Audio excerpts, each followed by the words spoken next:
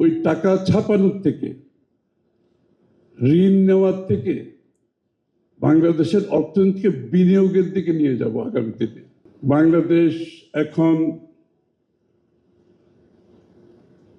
ইকোনমিকে উচ্চ পর্যায়ে নিয়ে যাওয়ার জন্য প্রস্তুত। বাংলাদেশ এখন বিনিয়োগকারীদের, দেশে বিদেশের সব বিনিয়োগকারীদের সাথে নিয়ে আগামী দিনের বাংলাদেশের জনগণের যে আকাঙ্ক্ষা, যে প্রত্যাশা জেগেছে, সেটা পূরণ করার জন্য প্রস্তুত। এবং ইতিমধ্যে নির্বাচনের খবর দেশে বিদেশে সব জায়গায় চলে গিয়েছে। সবাই নির্বাচনের অপেক্ষায় ছিল। যেহেতু নির্বাচনের খবর ছড়িয়ে পড়েছে, দেশের মধ্যে উদ্যোক্তারা প্রস্তুতি নিচ্ছে, দেশের বাইরের উদ্যোক্তারা প্রচুর প্রস্তুতি নিচ্ছে, যার ফল আজকে আমরা এখানে দেখতে পাচ্ছি। আজকে বিশাল একটা ডেলিগেশন জাপান থেকে আসছে বাংলাদেশে বিনিয়োগ করার উদ্দেশ্যে।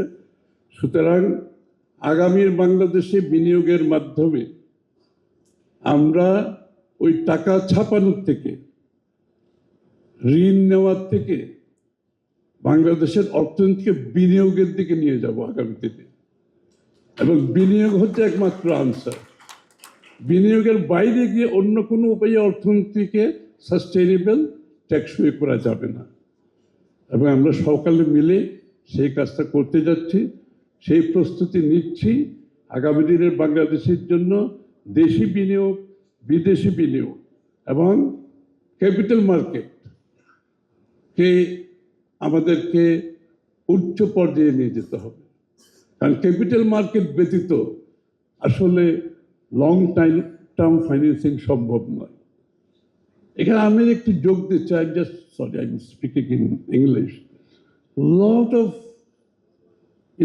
because of there was absence of strong capital market, you see everybody, every penny, every dollar, every taka was coming out government exchequer.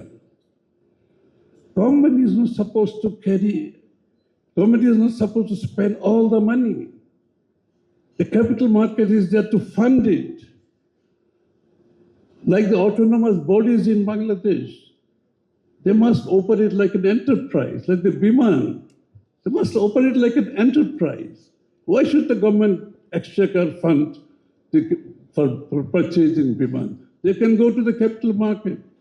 যারা আছে তাদেরকে সবাইকে তার জায়গায় ইকোনমিতে ইনভলভ করতে হবে।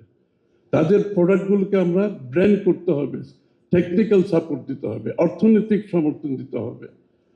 এবং এইগুলো সারা বিশ্বে সরাসরি এক্সপোর্ট হচ্ছে এখন। ওই ঢাকাতে আসতে হবে না, চিরঙে যেতে হবে না। তো you don't have to come to big cities anymore.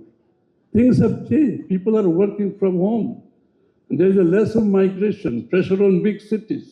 So this is another aspect of economy we are looking at. We have named it creative economy.